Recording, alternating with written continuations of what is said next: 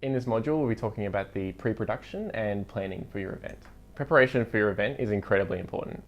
The more time and care you take preparing, the less stress you will have down the track, especially if things don't go exactly to plan.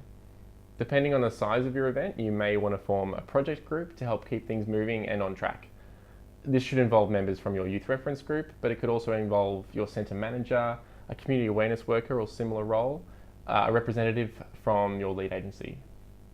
It is best to nominate one person, usually the community awareness worker or centre manager, as the project leader and main contact.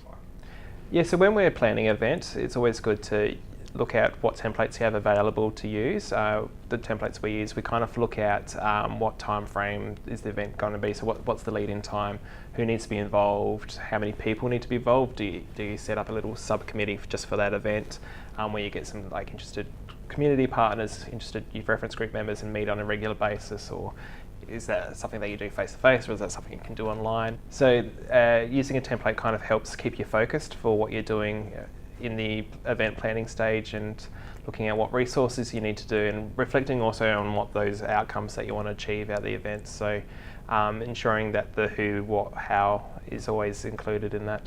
So with us, pre-production kind of looks around what the event is and obviously the scale of that event. So some might require a small lead-in time, some require larger lead-in time. The good thing is if you have, say, a partner that's involved with that, you can kind of divvy out those jobs as well. So you might be co-leading with someone, so it's also then important to making sure that those partners have the right insurances. If it's an outdoor event, is there like a wet weather policy, or even a hot weather policy?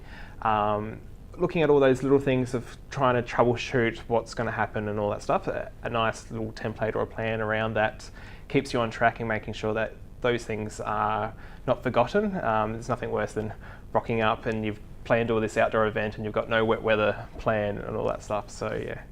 So when you're planning an event, there's always a process that follows. You've got to keep into mind, what your time frame is, how long do you have to achieve what you want to do. But also keeping in mind, is there a budget involved? What resources do I have? What resources may I need?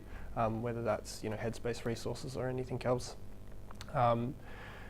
But then I think what's really important, whether you're running a Headspace event from your centre or you're partnering with other centres, for us we work really closely with a lot of other services. So knowing what other services are there out in the community, how can we work together?